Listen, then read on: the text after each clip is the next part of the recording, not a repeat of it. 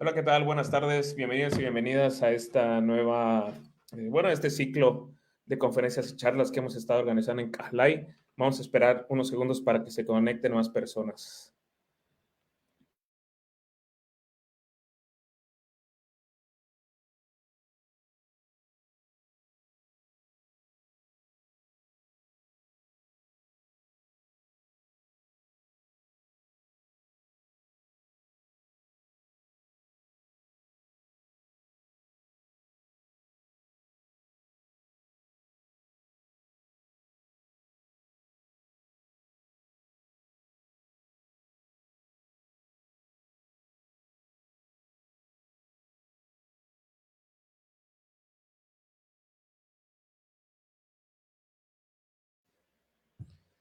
Bueno, ¿qué tal, estimados, estimadas? Bienvenidos y bienvenidas a, como les comentaba, este ciclo de charlas y conferencias que hemos estado organizando en Cajlay, que bueno, como el mismo espíritu de nuestro proyecto, pues tienen como principal objetivo poder difundir, divulgar investigaciones históricas, interpretaciones históricas acerca de la historia de los pueblos mayas.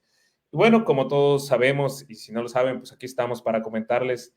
Este año ha sido proclamado y anunciado por parte del gobierno federal como el año de Felipe Carrillo Puerto, en el marco del centenario de su ejecución por parte de los contrarrevolucionarios aquí en la península de Yucatán. Y bueno, estamos muy contentos hoy de poder comenzar este ciclo de conferencias, pero también intentar y promover el hecho de abrir la conversación acerca de la misma memoria que existe en nuestros pueblos sobre este proceso, algo que hemos estado comentando en diferentes espacios, tanto en redes sociales, en encuentros, en diferentes foros en los que participan las y los integrantes de Cajlay, pues ha sido precisamente la necesidad de cuestionar esta idea del año de Felipe Carrillo Puerto como un año que pueda consolidar una figura mítica o cuasi caudillista, dejando de lado toda la agencia de los integrantes de los pueblos mayas, que sin duda alguna tuvieron un papel fundamental dentro del proceso revolucionario y sin los cuales, por supuesto, no se puede explicar la intensidad de la movilización política durante este periodo. Hay diferentes conceptos que justo ahora se están discutiendo también desde diferentes espacios y nosotros queremos abonar a esa discusión. De hecho, esta, esta conferencia que ustedes van a escuchar es precisamente parte de una de las respuestas a esta conversación y a este cuestionamiento acerca de la misma figura de Felipe Carrillo Puerto y posteriormente también de la reproducción de este mito casi caudillista del socialista de Motul. Así que le vamos a dar la bienvenida a William Gómez Tzul. William Gómez Tzul es colega, compañero, historiador, estudió el programa de la licenciatura en Historia en la Universidad Autónoma de Yucatán y actualmente se encuentra cursando el programa de maestría en Antropología Social en el CESAS, Ciudad de México. Su tesis de licenciatura, pues creo que nos habla muy bien acerca de una trayectoria investigando e indagando en el movimiento obrero de la península de Yucatán, que bueno, cuestiona precisamente estas ideas que están bastante anquilosadas tanto en la sociedad yucateca contemporánea como en el exterior, acerca de que en Yucatán no pasa nada. Y bueno, si nosotros damos un atisbo, nos acercamos a lo que sucedió en el periodo revolucionario, pues vamos a ver que no solo pasaron muchas cosas, sino que hubo una agencia activa por parte de aquellas personas y aquellos grupos sociales que, bueno, han sido caracterizados muy frecuentemente aún hasta ahora como actores pasivos dentro de estos grandes procesos. En su tesis de licenciatura titulada Trabajadores, Sindicatos y Organizaciones Obreras en el Yucatán Revolucionario 1915 y 1919, ganó el premio estatal a la mejor tesis en Humanidades y Ciencias de la Conducta que otorgó la Secretaría de Investigación, Innovación y Educación Superior de Yucatán. Y bueno, hoy nos va a compartir William una conferencia con parte de diferente documentación que he ido copiando a lo largo de estos años, que precisamente ponen en el centro del relato histórico a los peones de las haciendas en general. Bienvenido, William Gómez. Muchas gracias confiar en nuestro proyecto y por poder colaborar en este espacio y esta conversación. Gracias. Hola, buenas tardes a todos.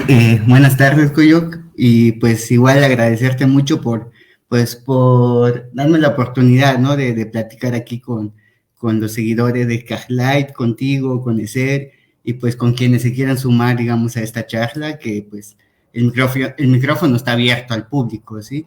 Creo que desde el inicio que planteamos este espacio lo pensamos como una actividad no académica, no, digamos, no una cuestión de intelectualidad ni nada de eso, ¿no? Estamos aquí para, no sé, esgrimir un posicionamiento político respecto a un hecho que se está dando hoy día, que es la apropiación de la memoria por parte del gobierno federal, ¿no? Entonces, yo creo que ya podemos dar inicio, ¿no? Les voy a compartir una presentación que realicé. Y, a ver, permítame tantito y... Sí, perfecto. Ok.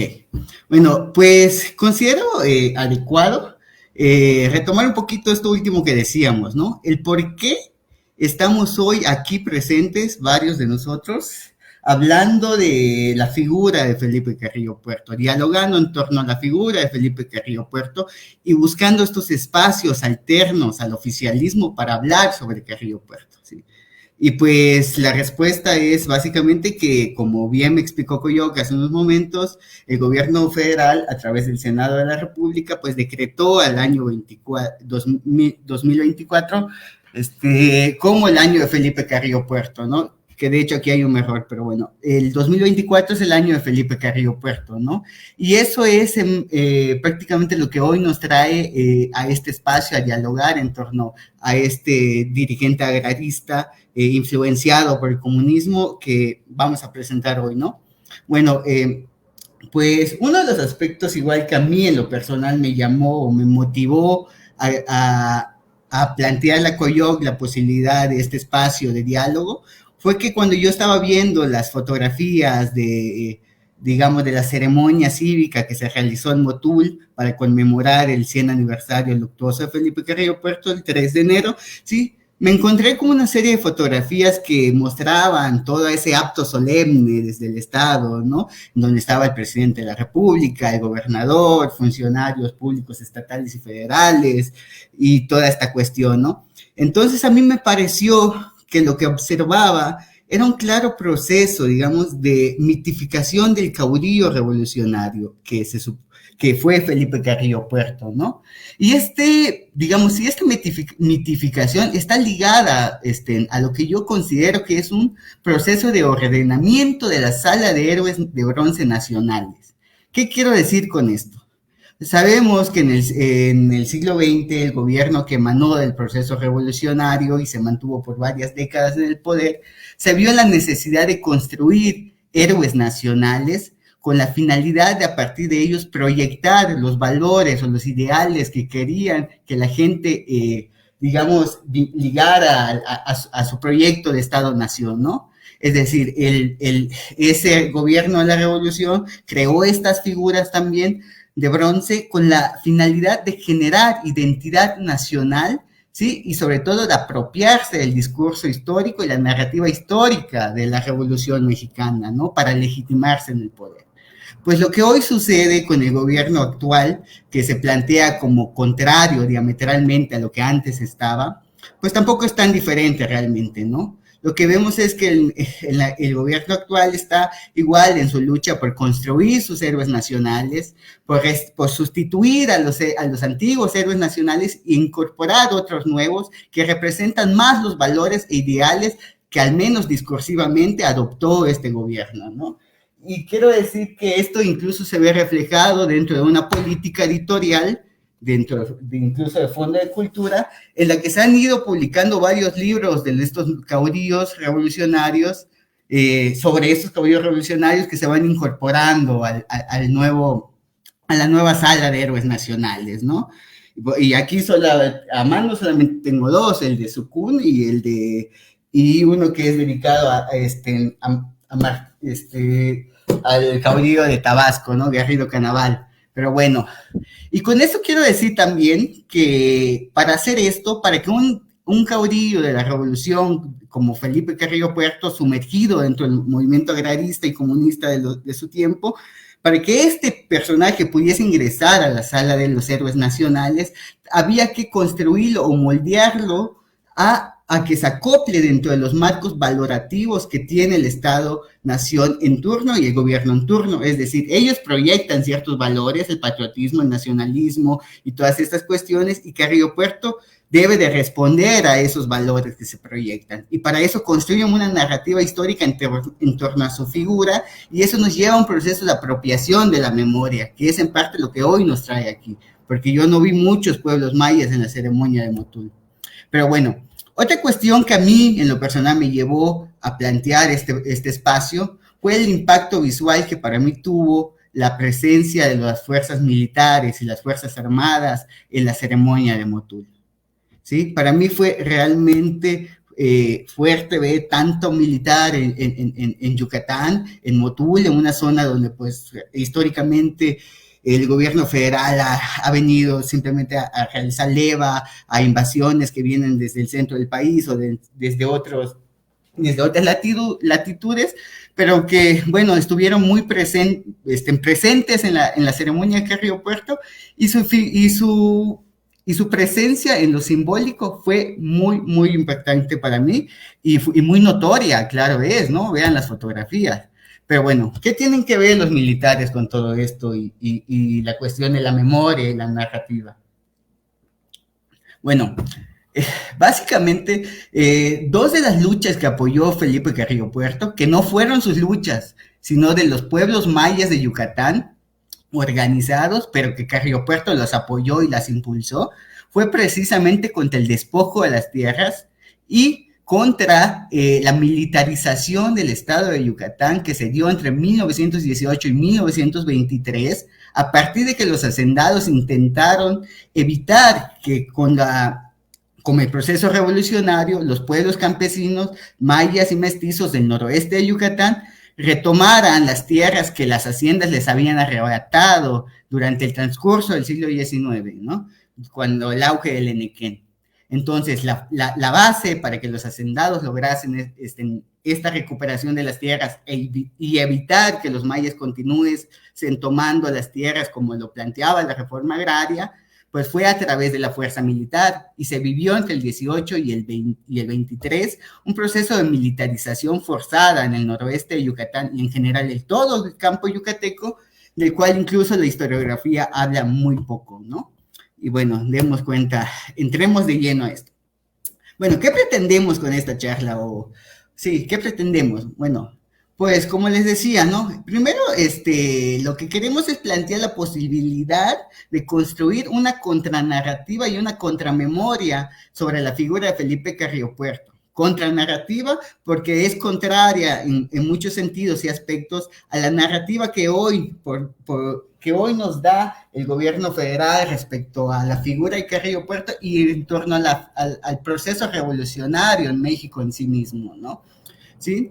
¿Por qué? Porque queremos mostrar aquí no al Carrillo Puerto que generó instituciones, que dirigió un gran partido y se vinculó a los caudillos nacionales, que sí existió en la época de la revolución. Había que hacer política desde las altas esferas, ligándose a los grupos de poder y cuestiones de ese tipo, pero también había que hacer política desde las bases. Y esa fue una de las características muy particulares de Carrillo Puerto, pero que también compartieron otros caudillos de la revolución, ¿no? Entonces queremos mostrar a ese Carrillo Puerto que es, digamos, más radical, más ligado a las luchas agrarias y sobre todo que tuvo gran influencia del comunismo de su tiempo. No vamos a abordar en el pensamiento político de Carrillo Puerto, sino en cómo a través de su intervención contra el despojo de las tierras y la militarización se puede proyectar una figura o una narrativa de Carrillo Puerto que no va del todo en el sentido de la figura o la narrativa que nos dan hoy desde el gobierno federal y el proyecto de Estado-Nación que lidera, ¿no? Y como les decía, igual, al final de cuentas aquí no venimos a hacer actividad académica, lo que venimos a hacer es a señalar, como diría Walter Benjamin, que la memoria es un campo de disputa. ¿sí? Y si estamos aquí hoy es porque el gobierno está construyendo una narrativa de Carrillo Puerto y se está apropiando de la memoria, y eso nos hace ir, o eso nos llevó a nosotros a plantear esta lucha de construir la contramemoria y la contranarrativa, porque estamos, como dije, igual, frente a estamos haciendo un posicionamiento político frente a una situación que se está dando, ¿no?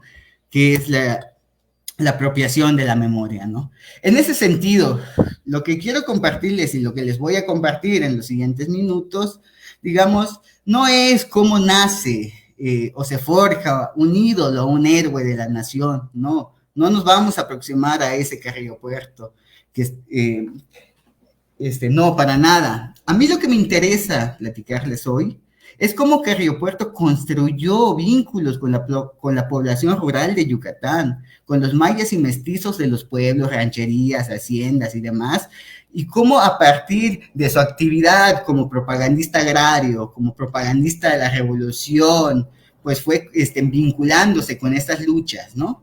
Y en ese sentido tampoco me interesa señalar o abundar mucho en lo que se supone que cómo Carrillo Puerto construyó, creó o lideró luchas, para nada. A mí lo que queremos hacer acá es señalar, mostrar cómo Carrillo Puerto se vinculó a la histórica lucha de los campesinos mayas y mestizos de Yucatán contra el despojo de las tierras, ¿sí? Y digo una lucha histórica porque, como dije, desde fines del siglo, desde principios del siglo XIX, la tensión agraria en el noroeste de Yucatán, cuando las haciendas cañeras empezaron a convertirse en haciendas henequeneras, aumentó impresionantemente y los pueblos desde entonces estuvieron en una lucha constante por el despojo de sus tierras.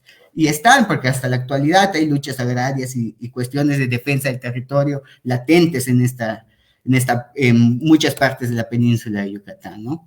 Bueno, en ese sentido, lo primero que hay que decir es que Felipe Carrillo Puerto es un reflejo tanto de su tiempo como de su espacio. De su tiempo porque él nació inició su formación política en la última década del porfiriato, en la época de crisis del porfiriato, en la que emergieron a lo largo y ancho del territorio mexicano ideologías políticas que sirvieron, de guía para muchos de los que plantearon los movimientos antirreeleccionistas contra Díaz, ¿no? Es decir, no hubo una ideología que cohesionó a los antiporfiristas, sino hubieron varias, desde el comunismo hasta el anarquismo, hasta las socialdemocracias, hasta los socialismos agrarios, como se interpretaron en México, y hubo un gran panorama asociativo en esos años, ¿no? Y Carrillo Puerto es reflejo de esto, es parte y es muestra de una generación que se formó en su vida adulta joven dentro de este clima de efervescencia política en ascenso en la última etapa del porfiriato, ¿no? Ok. Y es también Carrillo Puerto reflejo de su espacio. ¿Y a qué me refiero con esto? Carrillo Puerto nació y creció en el noroeste de Yucatán. Y no digo esto solamente para situarnos geográficamente, sino porque el noroeste de Yucatán, como les dije, es el espacio donde se desarrollaron haciendas henequeneras desde 1840 aproximadamente, ¿sí? Porque la economía regional de Yucatán, desde ese momento hasta la década de los 20, más o menos, dependió absolutamente de la exportación de fibra de henequén al mercado internacional, ¿no? Y al igual que sucedió en otras regiones de México, al igual que sucedió en otras regiones de América Latina, ¿sí? Yucatán quedó dependiente de la exportación agrícola al mercado internacional para poder estabilizarse económicamente y hacer frente a la modernidad, ¿no? Y las haciendas henequeneras se formaron básicamente en lo que hoy se le conoce como la zona henequenera, que es alrededor de Motul. No estoy seguro si pueden ver mi cursor, pero bueno, lo estoy más o menos señalando. Y esta es la zona en la que creció Carrillo Puerto. Hay que pensar entonces a Carrillo Puerto que creció en Motul, en un pueblo rodeado por haciendas, en donde también pues tuvo contacto con una infraestructura, digamos, muy impresionante que emergió desde 1880 más o menos, en la que había ferrocarril, habían tranvías, habían telégrafos, habían teléfonos, y que a la larga vamos a observar cómo en los años de la revolución eso le permitió tener más proyección política y movilizar en muchos más pueblos, a comparación de otros líderes locales de Yucatán, agraristas, que no estaban en la zona de Nequenera y por tanto no tuvieron tanta movilidad como Carrillo Puerto. Sí lo logró tener estando en la zona de Nequenera, ¿no? Bueno, hay que decir también que la zona de Nequenera en estos años se esgrimía como un paisaje, un paisaje que representaba el discurso político del porfiriato de paz, orden y progreso, ¿sí? Para las élites porfiristas yucatecas y mexicanas incluso, no había una muestra más clara de la materialización del progreso porfirista que el noroeste de Yucatán. Estaba el progreso y la modernidad en las haciendas, en la maquinaria traída de Estados Unidos, en la expansión acelerada de las plantaciones de Nequén, en las olas de migrantes que llegaban desde otras regiones de México y fuera de México. Todo eso para ellos representaba progreso. Era un espacio impregnado de una representación de progreso y desarrollo, el noroeste nequenero, al menos para los porfiristas. Pero ¿qué sucede, compañeros? Que del otro lado de las élites económicas y los hacendados, tenemos a los pueblos mayas y mestizos del noroeste de Yucatán, que con la expansión de la industria nequenera fueron perdiendo poco a poco sus tierras, se les fue despojando de las tierras que en algún momento trabajaron en común repartimiento y que pertenecían a las poblaciones del noroeste, quizá no en calidad de ejido, pero sí en tierras comunes, ¿sí? Inalienables. De esas fueron siendo despojadas poco a poco, desde 1860 más o menos, y en un proceso que alcanzó su punto de mayor expresión hacia principios del siglo XX, hacia el momento del estallido de la revolución. El noroeste de Yucatán estaba envuelto con una serie de movimientos agrarios muy relevantes, de los que pues poco igual se ha dado cuenta en la historiografía, digamos.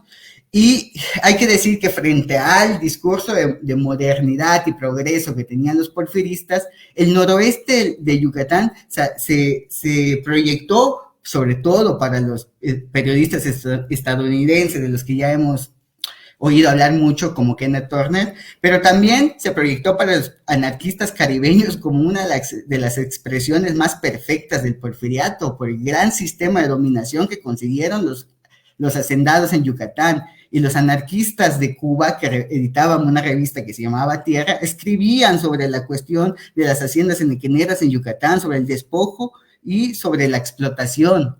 Y algo que me llamó mucho la atención cuando googleé haciendas y peones de Yucatán fue que los resultados de Google me mostraban estas maravillas de ruinas, los hoteles resorts. Yo puse peones y no me salieron los peones. Eso significa que estamos hablando también de un proceso de exclusión y negación del trabajo forzado en las haciendas y del despojo dentro de la narrativa actual, ¿no? Pero bueno, esa es otra situación. Ya que no hay mucho tiempo, no podré precisar, digamos, en muchos aspectos de cómo se dio la revolución en Yucatán. Eso las dejaremos para después, ¿no? Pero sí es importante abundar en algo. Que es respecto al Partido Socialista Obrero, después Partido Socialista de Yucatán y finalmente Partido Socialista del Sureste. Sí. Bueno, esta fue la plataforma política a través de la cual Felipe Carrillo Puerto se proyectó dentro de la política regional y sobre todo dentro de la política nacional, ¿sí? No hay que olvidar que cuando Carrillo Puerto trataba o se vinculó con Calles, con Morones o con otros caudillos o líderes políticos nacionales, ¿sí? Fue en nombre del Partido Socialista del Sureste, que representaba a 90,000 campesinos, al menos en el discurso, ¿no? Pero bueno, ¿qué sucede entonces? Pues el Partido Socialista se formó en 1916, ¿sí? Fue una organización que se impulsó desde el régimen revolucionario en Yucatán, que se instaló en 1915 por obra de Salvador Alvarado, que tomó la región, ¿sí? Y en el 16 un grupo de sindicalistas, maestros urbanos, herreros y demás formaron el Partido Socialista Obrero, ¿sí? Pero sucede que en ese momento el Partido Socialista no fue el único partido legitimado desde el gobierno revolucionario. hubieron otros partidos políticos que también fueron bases del partido, digamos, del gobierno constitucionalista de Yucatán, pero lo que sucedió fue que el Partido Socialista destacó de todos, entre todos ellos, ¿sí? Y destacó por un elemento muy particular, que fue que asumió un discurso popular. Se dijo representante de los campesinos, obreros, de las clases medias, de los dependientes de comercios y demás, ¿sí? Y esa fue la clave que le permitió actuar en un panorama político muy convulso como era el 1916, ¿no? Bueno, hay que decir también que, bueno, le recalco, este fue un proyecto netamente urbano, no habían campesinos en su formación, ¿sí? De hecho, algunas de las listas de los fundadores del partido ni siquiera mencionan el nombre de Felipe Carrillo Puerto, o sea, como que realmente parece que Carrillo Puerto no participó en la fundación del partido. Lo que sucede es que posteriormente, con los años y con las luchas en que se fueron dando día a día, los campesinos terminan apropiándose del partido y se convierte en un partido netamente agrarista, ¿sí? Un partido agrario completamente. Y Carrillo Puerto va a jugar un papel central y fundamental en ese proceso, en hacer que el partido se mueva de la ciudad, se vaya al campo y construya bases políticas sólidas en los pueblos de Yucatán, ¿sí? Ok, pero bueno, llegando a este punto también quisiera, digamos, recalcar algo importante, que el gran ascenso político que el Partido Socialista va a tener en Yucatán después de 1916 no puede pensarse como un logro de Felipe Carrillo Puerto, ni como obra de él, ni de ningún otro caudillo. Fue resultado del trabajo colectivo, colaborativo, de un esfuerzo de movilizadores y líderes locales que se vincularon a Carrillo Puerto y que todos participaron en la movilización política y social de los campesinos mayas para generar una base política sólida. No existe un partido creado por un caudillo desde arriba y que desde ahí se haga todo. Necesitan haber bases sociales sólidas, y Carrillo Puerto fue uno de los, digamos, de los movilizadores del Partido Socialista que logró generar esos vínculos con los líderes locales de los pueblos que también ya tenían una tradición agrarista desde los años del Porfiriato, y que se integraron al partido, a la revolución misma, a través de la figura de Carrillo Puerto. En ese sentido, lo que propongo aquí, lo que les comparto, es que Carrillo Puerto no es el gran caudillo que como el sol emerge de la noche a la mañana y soluciona los problemas de todo Yucatán y le regala tierras a los peones. No, para nada. Él fue un intermediario político, un canal a través del cual los pueblos de Yucatán, ya como una tradición agrarista marcada, se lograron vincular a la Revolución Mexicana y se incorporaron a la Revolución Mexicana, cosa que Salvador Alvarado no logró hacer, ¿sí? Bueno, entonces, como le decía, Carrillo Puerto se movilizó en la zona donde él creció y ahí estableció sus mayores redes y vínculos de confianza con otros líderes locales, que es esta zona que yo les pongo aquí, que es lo que yo llamo el polígono de influencia de Motul, y Carrillo Puerto lo que hizo del 16 hasta el día de su fusilamiento fue moverse por todos estos pueblos. Iba, buscaba luchas agrarias activas, apoyaba a los líderes a los líderes de las ligas de resistencia, escuchaba a los campesinos qué es lo que querían. Muchas veces no solamente querían tierras, querían otra cosa, luchaban por el autogobierno, luchaban por que ya no se les cobre impuestos por ciertas cosas. Entonces tenían luchas vecinales contra plagas, contra enfermedades, y Carrillo Puerto estuvo ahí presente para canalizar esas peticiones al gobierno de la revolución a través del Partido Socialista, ¿no? Pero gran parte de su influencia la construye aquí, en Motul, ¿sí? Y con eso también quiero señalarles algo, y regreso a esta diapositiva, ¿sí? Que el gran papel que jugó, el papel fundamental que jugó para que Carrillo Puerto se proyectara políticamente, la Liga Nachi-Cocón de Motul, porque fueron los principales vínculos de Felipe Carrillo Puerto con la población del noroeste de Yucatán. Carrillo Puerto, creo yo, que no participó en la formación del Partido Socialista, pero en esos años sí estaba haciendo actividad agrarista con la Liga de Resistencia Nachi-Cocón, que se formó en 1915 sin apoyo de Carrillo Puerto, pero con el apoyo de Carrillo Puerto lograron mucho. En 1916, Carrillo Puerto, o sea, la liga, Nacho Cocón, trabajó colaborativamente con Carrillo Puerto, y Carrillo Puerto incluso se iba hasta Ticul usando el ferrocarril, a un pueblo que está en el sur de Yucatán, regresaba con cargas de maíz para venderlas o distribuirlas entre los campesinos de Motul, porque no había maíz en Motul, porque las haciendas despedazaron las milpas y el maíz se tenía que traer del extranjero y cuestiones de ese tipo, ¿no? Y creo que para mí, de verdad, señalar la actividad y la importancia de la Liga Nachi Cocón, pues, bueno, para mí sí es muy relevante, ¿no? Pero bueno, entonces continuemos, ¿no? Bueno, para ir entrando, digamos, a lo que podría ser la última parte de la exposición, aunque quizás la más larga, que es la cuestión de las tierras y la revolución, ¿no? Pues vamos entrando, ¿no? Sí, de lleno. Bueno, ¿qué sucede con la cuestión del reparto agrario en Yucatán? Pues básicamente cuando Salvador Alvarado llegó a 1915, impregnado dentro de su pensamiento liberal y muy decimonónico todavía incluso, que de socialista pues realmente no tenía mucho, ¿sí? Se encontró en que si iniciaba o impulsaba el proyecto de reforma agraria, con el paso de los años, pues terminaría afectando de manera permanente el funcionamiento de las haciendas henequeneras.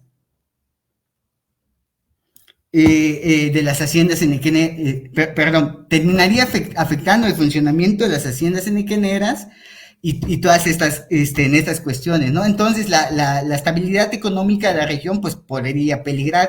Entonces, la estrategia que Alvarado implementó fue repartir tierras sin entregar, fue aplicar la reforma agraria sin repartir ejidos, sin dar tierras. Desde su visión liberal, lo que hizo fue impulsar 2 circulares de ocupación de tierras que no repartían tierras, pero sí permitían a los campesinos, digamos, arrendar tierras a los privados para hacer sus milpas, ¿no? Y desde 1917, muchos campesinos comenzaron a arrendar tierras, es decir, a rentar tierras, aunque la reforma agraria decía que se les debía dar, ellos pues no les quedó más opción que arrendar las tierras, ¿no? Porque pues es lo que se planteó en el gobierno de Salvador Alvarado, y eso estuvieron haciendo desde el 15, el 16, el 17, pero llegó el 1918, y se celebró el Congreso Obrero Socialista de Motul, que fue netamente agrario, y en el que se tomó la decisión, entre muchas otras, de no seguir pagando arrendamiento, porque la revolución les dio tierras, y porque la revolución planteó reparto agrario, y porque no tenían por qué pagar más rentas a quienes les habían despojado de sus tierras, ¿no?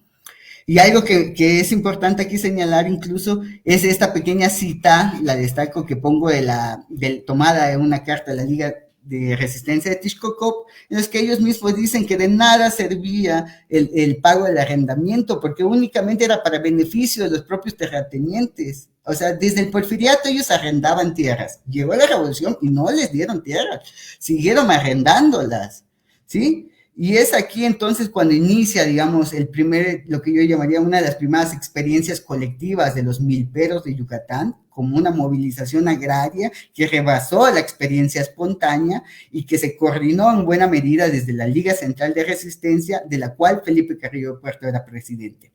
Porque resulta que en enero del 19, cuando salió una nueva circular de tierras, la Liga de Resistencia Nachi Cocón dijo, no, pues ya basta, no se puede, iniciemos una movilización en contra del pago del arrendamiento, porque ya no podemos seguir pagando tierras, ¿no? Y entonces las ligas de resistencia de Tzemul, de Bocabá, de Tixcocop, de Temash, varias otras ligas de resistencia se comienzan a organizar y decretan un paro, digamos, laboral o algo así. Es un poco confuso ese aspecto, digamos, para solicitar y demandar al gobierno del estado que revoque la ley de circular de tierras, no vamos a pagar arrendamiento y que se les empieza a dotar de tierras a través del ejido. No lo vamos a conseguir del todo en 1919, pero lo que sí vamos a hacer es que con apoyo de Felipe Carrillo Puerto comenzaron a invadir las tierras que los hacendados de las cuales los hacendados los habían despojado. En en una hacienda cercana a Mérida que se llama Misnebalán, el propietario Fidelio Quintal se quejaba demasiado porque los directivos de la Liga de Resistencia de Concal iban a la hacienda, medían las propiedades y decían, aquí se va a tomar el ejido. Esas tierras van a ser para el ejido, para los campesinos, y el hacendado no puede hacer nada, ya.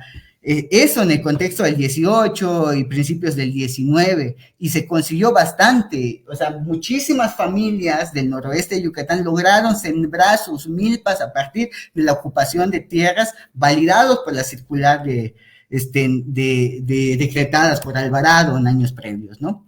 Pero bueno, sucede que en este contexto los hacendados, pues evidentemente no se iban a quedar, digamos, con las manos cruzadas, ¿no? Así que frente a los constantes esfuerzos de los milperos por tomar tierras, apoyados desde la Liga Central por Carrillo Puerto, lo que sucede es que empiezan primero a cercar las milpas.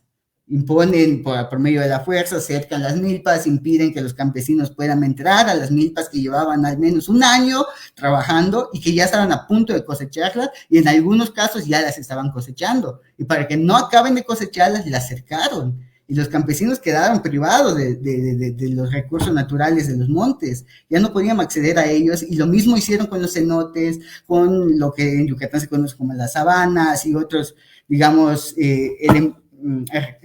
recursos ambientales locales, ¿no? Que quedaron de uso exclusivo para los hacendados, ¿no? Pero otra práctica de los hacendados frente a las iniciativas de los milperos de ocupar tierras, pues fue introducir armas traídas de Estados Unidos, ¿no? Las crónicas del momento son muy ilustrativas sobre el tipo de armas que usaban, digamos, los miembros del Partido Liberal Yucateco, impulsado por hacendados, que eran armas, rifles semiautomáticos, los llamados Winchester 30-30, armamento que solo estaba en Estados Unidos o que solo usaba el Ejército Federal en México porque había que traerlo de Estados Unidos y tenía un precio elevadísimo. Armas contra las que no podían competir las viejísimas escopetas de cacería de los milperos mayas, ¿sí? Para los milperos mayas, de verdad, cuando se leen los documentos, es impresionante el impacto visual que ellos tenían cuando veían una 30-30 y la capacidad que, digamos, pues de muerte que tenían ese tipo de armas a las que no estaban acostumbradas, ¿no? Sí, y esa fue, digamos, una también de las estrategias de los hacendados para defender, o más bien para evitar que los milperos retomen sus tierras que les habían despojado. Bueno, pero la estrategia más importante fue la militarización de Yucatán. En diciembre de 1918, incluso con apoyo de Venustiano Carranza, presidente de la República, lo que sucede es que los hacendados desconocen el gobierno de Yucatán, desconocen al Congreso local, desconocen al Partido Socialista del Sureste e instauran un gobierno de orden militar, ¿sí? Esto tiene un antecedente que es que igual a fines de noviembre del 18, Carranza, por solicitud de los hacendados, envió a Yucatán al general Isaías Zamarripa. ¿Quién era este hombre? Pues este personaje había luchado, se había encargado en la zona de Morelos de perseguir a los zapatistas, es decir, mandaron a Yucatán a un general experimentado en la persecución de agraristas, experimentado en la guerra de guerrillas agraristas, experimentado en todo este ámbito de persecución de los zapatistas, y que seguramente Carrillo Puerto luchó contra él en el 14-13, cuando Carrillo Puerto fue zapatista en Morelos. ¿Sí? No sabemos hasta qué punto pudo ser que luchó contra los hombres federales mandados por Isaías Zamarripa, no, pero pues la historia es bonita y da igual para la imaginación, ¿no?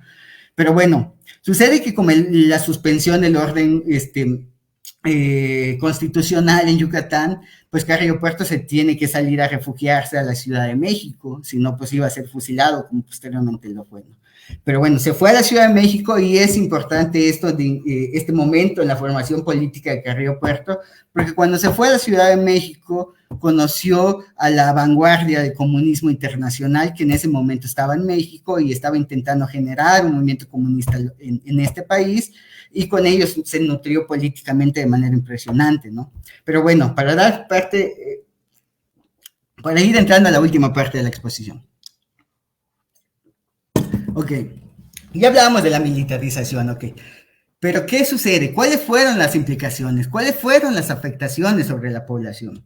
Bueno, les comparto este documento, que es uno de tantísimos que me encontré en el Archivo General de Yucatán, que es de la Liga de Resistencia de Tecantó, en el que dicen que prácticamente habían militares sitiando al pueblo, porque había militares en los caminos que conducían a las milpas.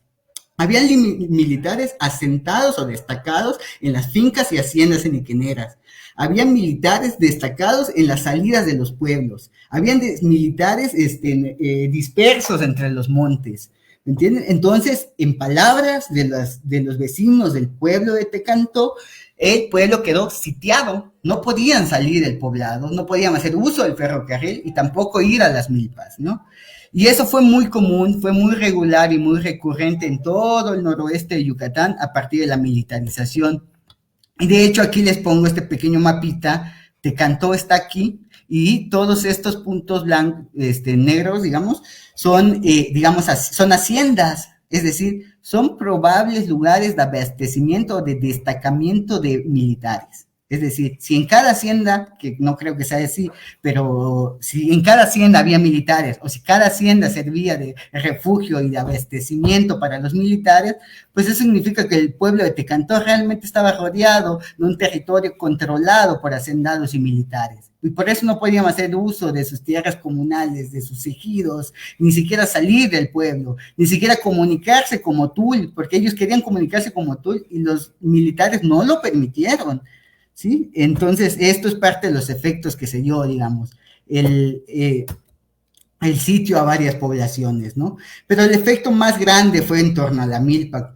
Y no solo, y en torno a la milpa, no solo porque quedaron vetados con la ocupación militar del acceso a su espacio de producción agrícola, donde cosechaban maíz, frijoles, calabaza, sino porque quedaron también vetados de un espacio fundamental de su territorio, de su territorio apropiado, puesto que la milpa para los pueblos originarios son ejes de articulación de su vida material, simbólica, espiritual y cosmogónica. No se trata solo de cultivar la tierra, se trata de que ahí entran en contacto incluso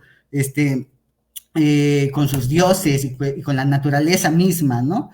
Digamos, bueno, pero otros efectos que se dieron a partir de la militarización, pues fueron los desplazamientos forzados. Hubieron pueblos como en Telchac pueblo, donde incluso varias familias, se habla de que unas 25 familias del pueblo, por motivo que los militares llegaron y se asentaron y los estuvieron acosando durante mucho tiempo, tuvieron que recoger sus animalitos de patios, gallinitas, sus pavos, y emprender una marcha, 25 familias caminando en el noroeste de Yucatán hasta a donde los vayan a recibir. Y llegaron al pueblo de Chemul. Pero este peregrinaje lo hicieron muchas comunidades muy pequeñas en el noroeste de Yucatán que no podían competir con la gran fuerza de los militares, armados además, ¿no? Bueno, pero también se da un proceso de ritualización e instrumentalización de la violencia y el miedo, compañeros. ¿Y a qué me refiero con esto? Aquí les comparto, digamos, dos fotografías, una de la Liga de Resistencia feminista de Chemul, en el que dice que incluso a sus esposos, directivos de la Liga de Resistencia local, después de que los fusilaron, los machetearon, los pusieron en latas y los enterraron y cuestiones de ese tipo, ¿no? Pero en otra documentación se expresa cómo los militares y los liberales caminaban con sus Winchesters 30-30 en los pueblos, tomaban edificios, y eso tenía una función, la función del miedo, decirle a la población maya que hay armas, las vamos a usar y que los vamos a matar de la peor manera. Es la misma función del miedo que hoy se observa en muchos contextos de México, y lo usaron los militares en Yucatán. Bueno, entonces, para ir finalizando ya, la respuesta de Carrillo Puerto, ¿cuál fue? pues en el tiempo que estuvo en Yucatán, apoyar a las ligas de resistencia, aunque el gobierno federal estaba en contra de ellos, a que el presidente les dé cierto apoyo, ¿no? Incluso muchos pueblos escribieron al presidente de la República y Carrillo Puerto, aun peleándose con muchos de los líderes políticos locales, hacía que intentaba hacer que esas solicitudes de las ligas de resistencia de los pueblos llegasen al gobierno federal, o al menos para que Carranza tenga noción de qué es lo que está sucediendo en Yucatán, porque los medios de comunicación tampoco lo decían, ¿no? Eso, y se intentó y se hizo todo lo que se pudo, no se logró mucho en ese sentido. Carrillo Puerto, como digo, salió expulsado en fines del 18, regresa ya fines del 19, regresa en 1920, ya cuando Obregón, pues igual aparece como la nueva figura de poder a nivel nacional, regresa a Yucatán, y lo que van a hacer los pueblos mayas es, por primera ocasión, pedir formar guardias comunitarias armadas, y Carrillo Puerto va a intentar conseguir armas, y no lo va a lograr, porque había una política de desarme del gobierno federal que no quería campesinos armados, y esto para mí es muy fuerte, porque los mayas del noroeste de Yucatán no son los mayas, digamos, que aprendieron a hacer la guerra de guerrillas y hacerle frente a los militares armados, como sucedió en el oriente de la península con los mayas Cruzop. Los mayas del noroeste eran mayas aculturalizados desde el siglo XVIII, sí agraristas, sí combativos, pero nunca guerrilleros. Y para ellos el impacto visual de las armas fue impresionante en su momento, y por eso me fue muy impresionante a mí, incluso que llegase el punto en el que estén pidiendo armarse ellos mismos para intentar defenderse, y no lo lograron, repito, por la política de desarme del gobierno federal, ¿sí? Bueno, pero lo que sí sucedió en estos años, del 20 al 21, es que paulatinamente los militares fueron retirándose de Yucatán. Realmente no se retiraron, simplemente cesaron su campaña de acoso y permitieron que la política continuase, pero continuaron presentes en Yucatán. Felipe Carrillo Puerto llegó a la gubernatura en el 22 e inició por primera ocasión el reparto agrario de las tierras, digamos. Por primera ocasión repartió ejidos a los campesinos de Yucatán y ya rechazó de manera tajante esa cuestión del arrendamiento, de que tengan que pagar tierras, ¿sí? Pero mientras todo eso sucedía, compañeros, los militares estaban presentes en Yucatán y estaban disputando a Carrillo Puerto su lugar de poder, y todo el tiempo le ponían trabas, y Carrillo Puerto se tuvo que enfrentar a ellos, intentar más o menos negociar durante su administración política y toda esta cuestión. Y mientras eso, él estaba repartiendo tierras y hacía algo que se llamaban los jueves agrarios, iba a los pueblos, repartía tierras, firmaba las dotaciones de ejidos y estas cuestiones, ¿no? Pero con los militares presentes fue porque los militares estuvieron presentes y nunca se fueron, que en 1923, cuando se da el golpe de estado de la Huertista, pues fue relativamente sencillo la remilitarización de Yucatán, y eso fue en diciembre de 1924. Carrillo Puerto salió, ¿sí?, con otros líderes del partido a refugiarse a las selvas de Quintana Roo, y eso nos lo han dicho todos en la historiografía y muchos dentro del discurso, digamos, nacionalista de la revolución, y oficialista, pero pocos van a decirnos, o casi nadie nos va a recordar, que los que recibieron la peor violencia fueron los pobladores mayas de las ligas de resistencia locales. A ellos nadie les pone reflector. En efecto, lamentablemente los líderes del partido cayeron y fueron fusilados, pero decenas de líderes de las ligas de resistencia de los pueblos también. Hasta 1926 las mujeres de los pueblos seguían demandando justicia por sus maridos, hijos y esposos, y padres asesinados, ¿no? Y se volvió a dar la misma ritualización de la violencia, el mismo uso estratégico del miedo de años anteriores, pero muchísimo más agudizado, ¿no? Y es aquí cuando empieza también a construirse una contranarrativa y contramemoria de Carrillo Puerto, porque desde el 24 la Liga Nachi Cocón inició la solicitud ante el gobierno federal de erigir un busto de Felipe Carrillo Puerto en Motul, pero un busto más ligado a lo que él fue, un líder agrario que apoyaba incluso a las movilizaciones de ocupación de tierras, y no al líder político que hoy día se nos da. Y con esto, pues, acabo esta presentación y sí, me gustaría mucho platicar y escuchar sus opiniones.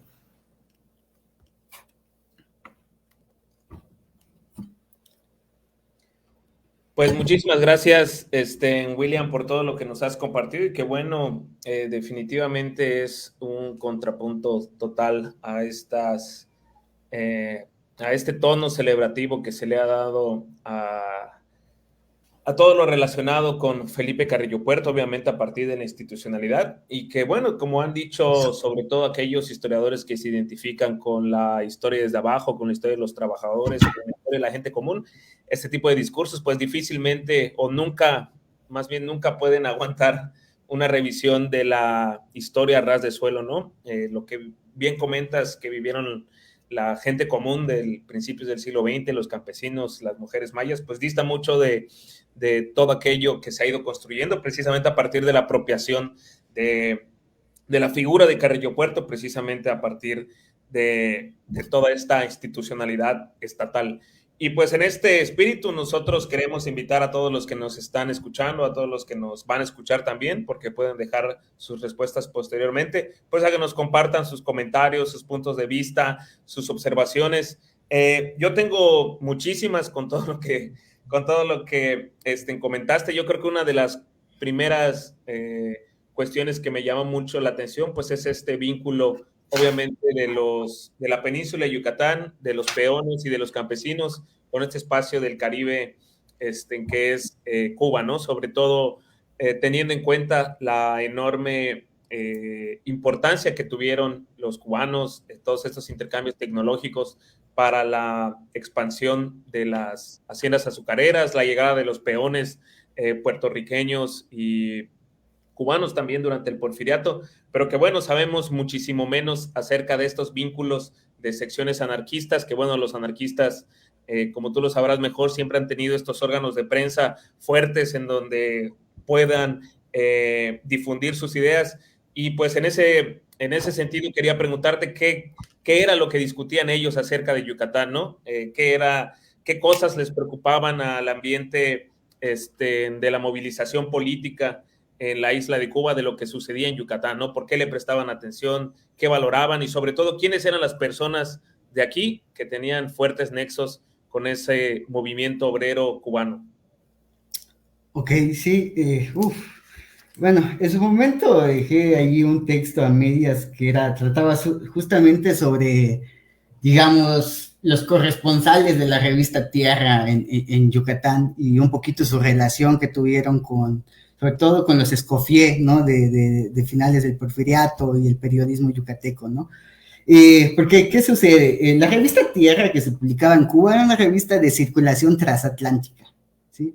O sea, se editaba en La Habana, pero llegaba a Estados Unidos, llegaba a Francia, a España, o sea, todo el ciclo, digamos, sí, todo el circuito de tránsito transatlántico que seguían los grandes buques marítimos que incluso transportaban Menequén, era el mismo circuito que seguía la revista Tierra, y por eso había muchísimos países en los que llegaba la revista, ¿no? Entonces, frente a ese panorama, pues a los cubanos se les hizo muy tentador mandar corresponsales a Yucatán, un punto estratégico en el Caribe, ¿no?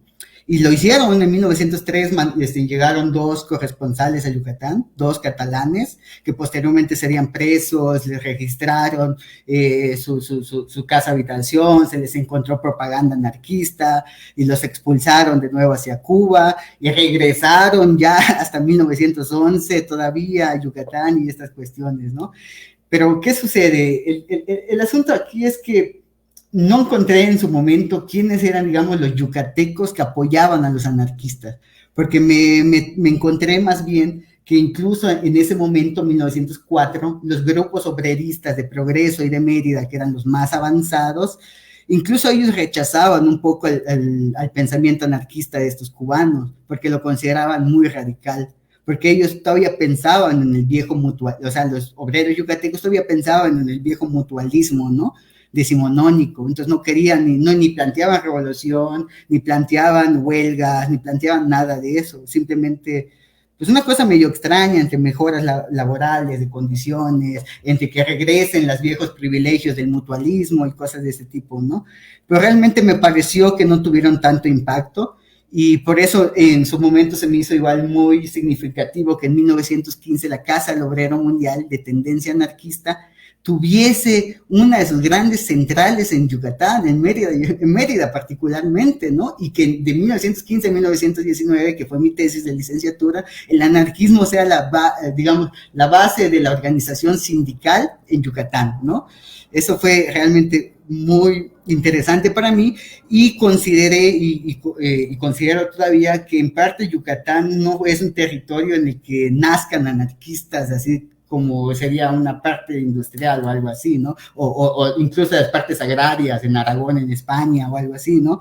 Más bien Yucatán es reflejo del circuito de tránsito transatlántico en el que está sumergido por el Enequén, donde fluyen un montón de ideas, y que esas ideas llegaron a Yucatán y en algún momento dijeron, pues aquí establecemos un punto de contacto anarquista con el Caribe, y así más o menos funcionó, pero no, tampoco tengo mucho, digamos, sobre eso. Es un proyecto que quisiera retomar. Muchas gracias, William, por compartir esos resultados de tu investigación. Y de hecho, precisamente hablando ya de esta época, después de la irrupción del Ejército Constitucionalista del Sureste, de hecho, uno de los primeros directores del Departamento de Trabajo precisamente era de origen cubano, Carlos Lobeira, que bueno, tuvo una actividad internacionalista, obrera también enorme, ¿no? Que lo llevó a conocer todo ese espacio en caribeño, y pues a trabajar en que fue el Departamento del Trabajo, el que, digamos, que de verdad echó por tierra a la servidumbre agraria, ¿no? Porque una cosa era que lo dijeran los decretos del Ejército Constitucionalista, los decretos del gobierno de Salvador Alvarado, y otra, desmantelar ya en la cotidianidad parte de esa estructura que, bueno, había hecho posible toda esta eclosión del monocultivo enequenero, y pensando precisamente, o teniendo en mente precisamente a estos peones, a sus familias, que bueno, el monocultivo enequenero incluso llegó a hacer que trabajaran de forma compulsiva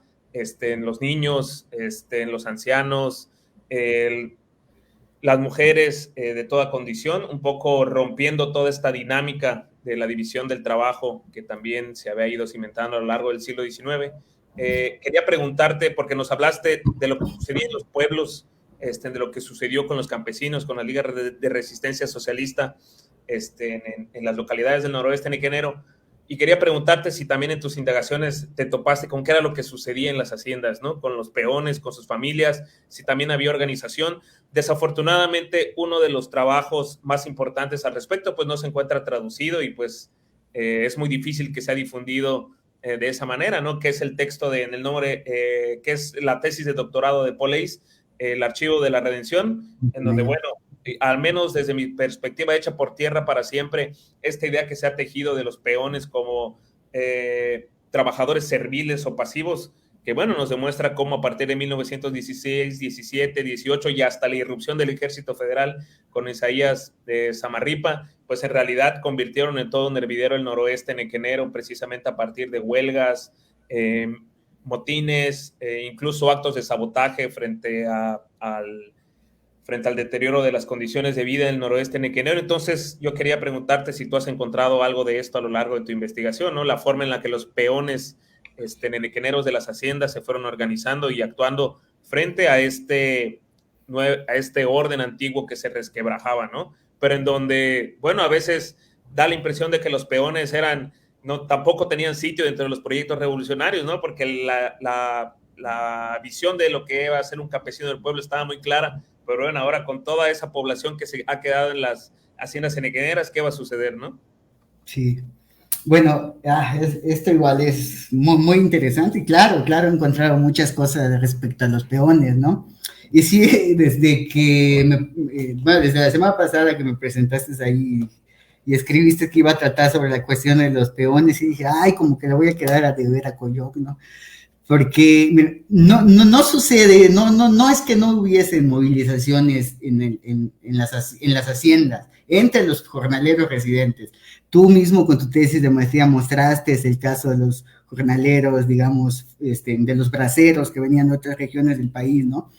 Pero pues justamente igual concuerdo contigo con algo, que pareciese por momentos que los peones no tenían lugar en los procesos revolucionarios, y eso implicaba que tampoco tenían lugar en las ligas de resistencia, ¿sí? Si observamos a detenimiento qué es lo que se decidió en el Congreso de Motul, vamos a ver que realmente lo que se adopta es una política impositiva de las ligas de resistencia frente a los peones asalariados residentes de las haciendas.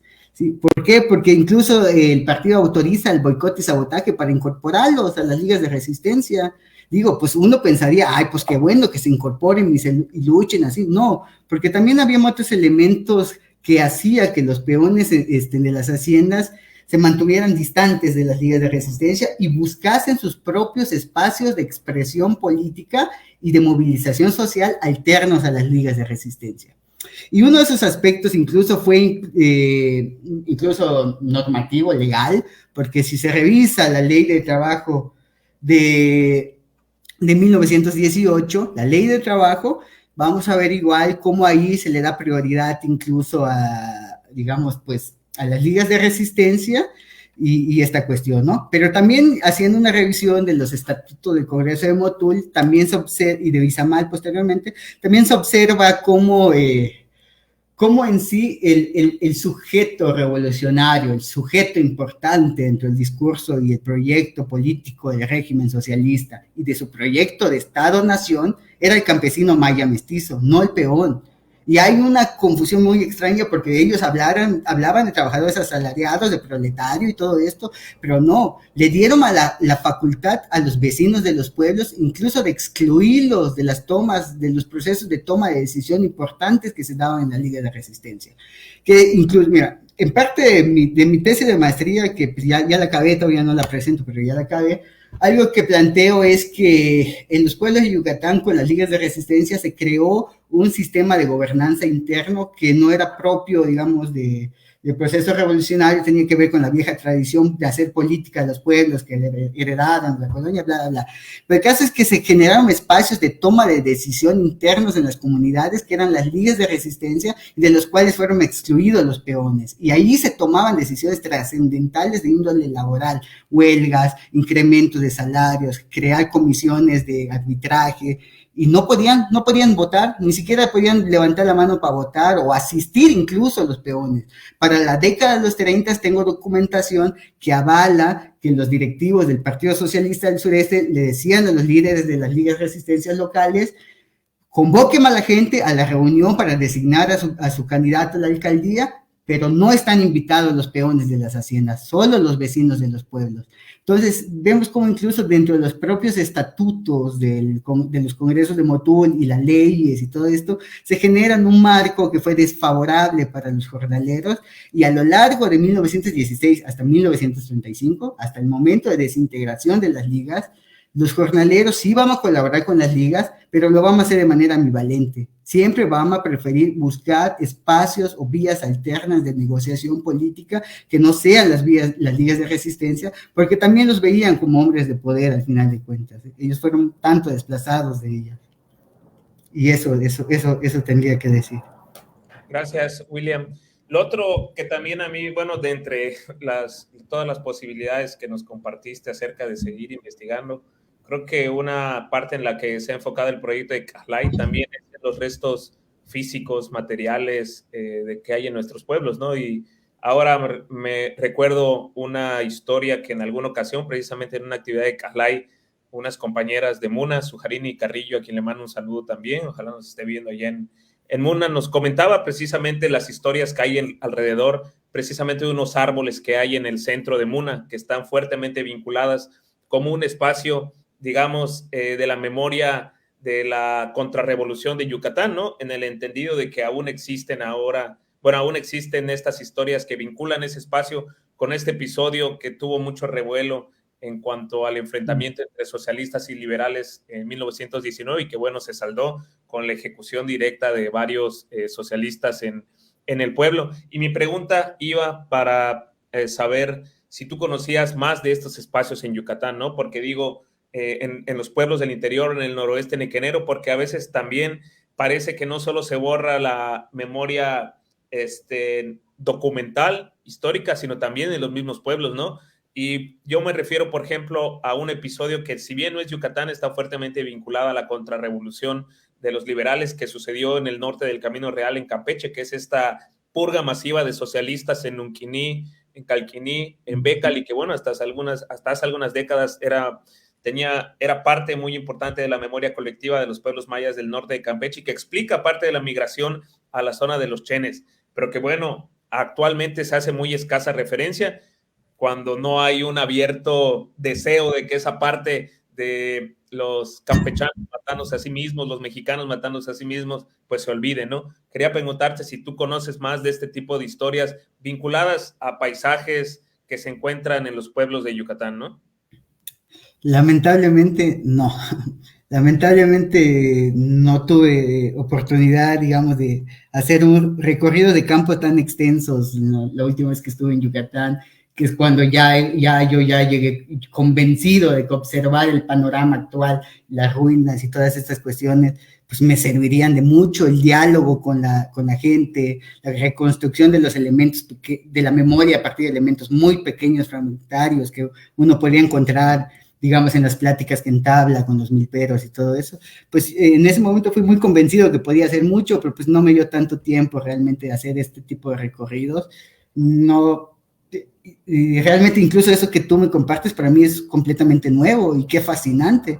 A mí me encantaría que hubiese una memoria viva, digamos, aunque sea fragmentaria dentro de los pueblos respecto a Carrillo Puerto, respecto a la revolución, a cualquier hecho en sí, ¿no? Incluso a los hechos locales de sus pueblos, como dices, la matanza que se hizo en mi pueblo de tal fecha y que marcó un... Porque lo que sí he visto es que en los años de, por ejemplo, 1930, la memoria está muy activa. En 1930, en fines de los 30, están diciendo, nosotros somos legítimos de aquí, de la Liga de Resistencia, porque mi abuelo falleció en el golpe de la Huertista y todas estas cuestiones. Es decir, hasta los 30. Yo no sé en qué momento se empieza a desgastar la memoria hasta llegar en la actualidad, que es un poco complicado encontrar estas memorias locales, ¿no? Pero eso también tiene que estudiarse.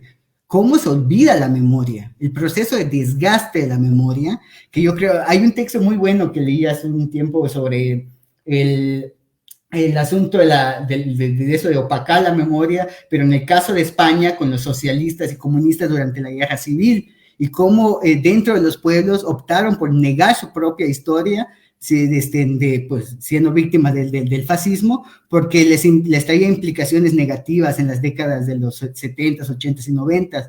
No sé si en Yucatán sucedió algo así, pero en los 40s y 50s. Es decir, olvidamos nuestra memoria porque si la sacamos a flote, tenemos al PRI, ya como PRI y como Ejército Federal, pues que puede reaccionar de algún modo, ¿no? O no lo sabemos, repito, es un campo abierto para los historiadores y para todo aquel que quiera. Ahí está, ¿no? ¿Qué sucede con la memoria? Muchas gracias, William. Pues queremos mandar un saludo a todos los que han mandado sus comentarios, sobre todo felicitaciones por tu ponencia. Muchas gracias a Rodrigo Gómez, historiador del Archivo Histórico del Arzobispado de Yucatán. Un saludo. A Gabriel Pech también le agradecemos por sus comentarios sobre... para escuchar y conocer la otra cara del Movimiento Agrario de Yucatán. A Gerardo Valdizán, muchas gracias por su comentario. Gabriel Pech nos pregunta acerca de si podrías explicar este estado de aculturación que mencionas para los mayas del noroeste y sus deficiencias de movilización con respecto a los mayas de guerrillas y cómo eso se relaciona con su situación geográfica. Saludos, amigos. Muchos saludos, Gabriel. Muchas gracias por tu pregunta. Sí, pues qué interesante pregunta. Sí, realmente qué interesante. Sí, bueno, lo primero es que sí considero que no son deficiencias de movilización, ¿no? eso, por ahí no va el asunto, digamos. Pero sí habían diferencias muy marcadas entre lo que eran los mayas del noroeste y los mayas orientales, digamos. Y Coyoc yo creo que sabe mucho más de eso que yo, ¿no? Porque ¿qué sucede? Pues el noroeste de Yucatán es la zona, digamos, lo podemos llamar como el hinterland de Mérida, es decir, donde Mérida, la Mérida colonial desde el siglo XVI, estableció sus relaciones políticas y geográficas, digamos, sí, políticas y de sujeción social en esta zona, el noroeste de Yucatán. Es donde se dieron las congregaciones de indios más importantes, donde se crearon los cabildos más activos, donde pues había mucha más integración entre el mundo colonial, entre los mayas y el sistema de aparato de dominación español. Que integración, por decirlo de alguna forma. La otra sería decir que el sistema de dominación español fue mucho más efectivo en el noroeste de Yucatán y a los mayas no les quedó de otra que, como diría Nancy Faris, organizarse y subsistir a través de la solidaridad colectiva, ya no a través de rebeliones, revueltas como las que habían liderado el propio Nachi Cocón, sino asumir la organización política colonial y a partir de ello buscar espacios de autonomía. Está bien, nos organizamos ¿en qué quieres que nos organicemos? En repúblicas de indios, está bien, nos organizamos en repúblicas de indios, pero para que nos des autonomía política. Y hacían política desde lo local en las repúblicas de indios y de manera autónoma, sin que, bueno, siempre con la mirada atenta de la corona española, pero sí con espacios de autonomía, ¿no? Entonces eso los llevó por un rumbo en el que supieron hacer administración pública desde muy temprano, pero dejaron de hacer, digamos, grandes levantamientos, pues, como posteriormente sería la guerra de castas, ¿sí? Ahora bien, entonces, ¿qué sucede con el Oriente? Pues estaba fuera de este, digamos, circuito de dominación y control de los españoles. No hay que olvidar que hasta el siglo XVIII, para los españoles dibujaban los mapas y ponían a partir de Ticul, ¿cómo? No poblado, o sea, inhabitado. Claro que no estaba inhabitado, simplemente los españoles no lo conocían, era un espacio que le era ajeno a su sistema de dominación, que era externo y donde estaban los mayas refugiados desde el siglo XVI y donde había unas lógicas que los propios españoles no entendían. Lo dice Nancy Faris, ni los curas llegaban ahí a cobrar el tributo.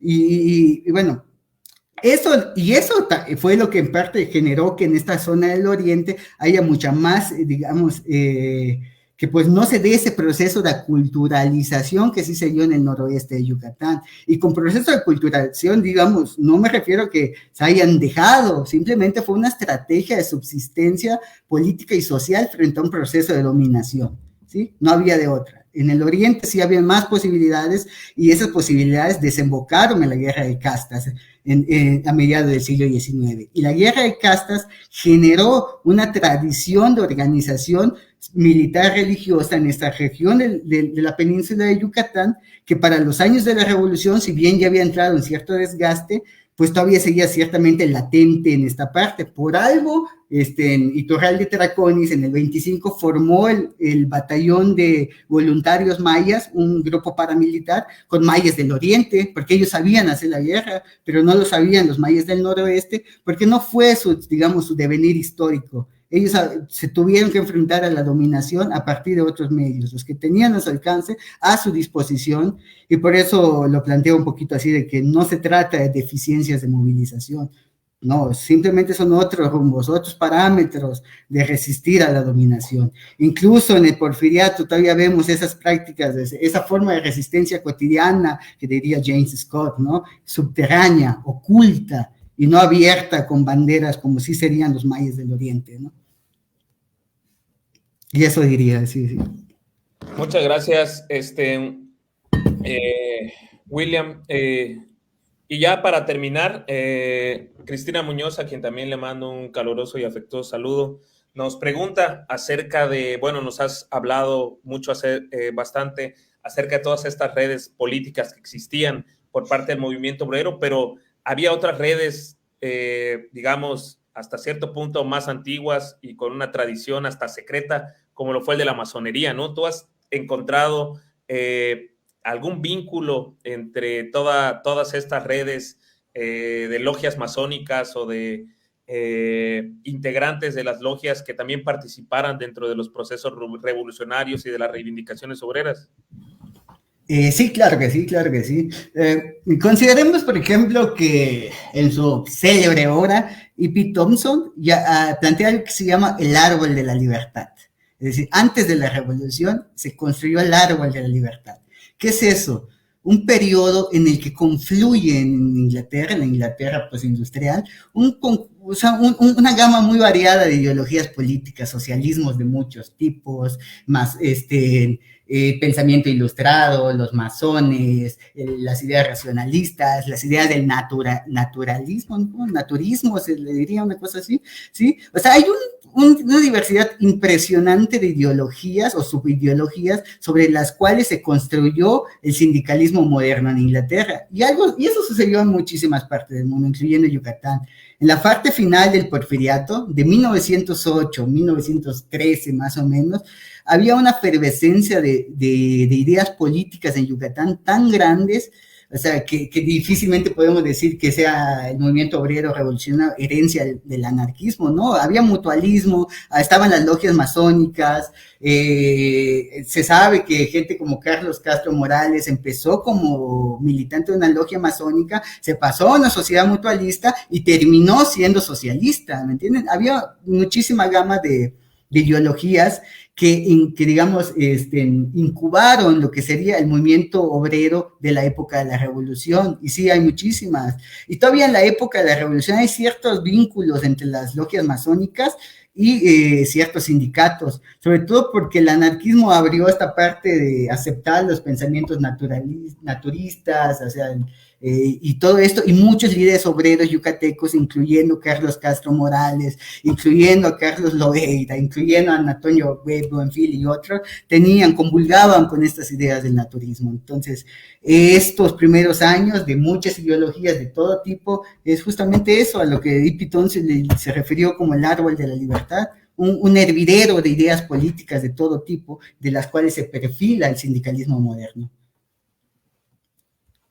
Pues muchísimas gracias, William. Gracias por todo lo que nos has compartido y espero que no sea la primera vez que tenemos esta conversación por aquí. Los invitamos nuevamente a si hay posteriormente preguntas, observaciones que nos las hagan llegar. Y pues bueno, a final de cuentas esto es solo el inicio de esta conversación que esperamos que dure mucho tiempo, pero sobre todo que pueda revitalizar la memoria primero aquí al interior de nuestros pueblos en Yucatán y pues también en diálogo con las otras escalas y de las otras reflexiones que se den a partir de la conmemoración de todos esos procesos. Muchas gracias. Muchas gracias, Loyo. Igual, pues muchas gracias por la invitación y por abrir el espacio y aquí estamos para cuando haya que disputar la memoria ante alguien o ante lo que sea nuevamente. Muchas gracias, William. Gracias a todos los que se conectaron. Nos vemos.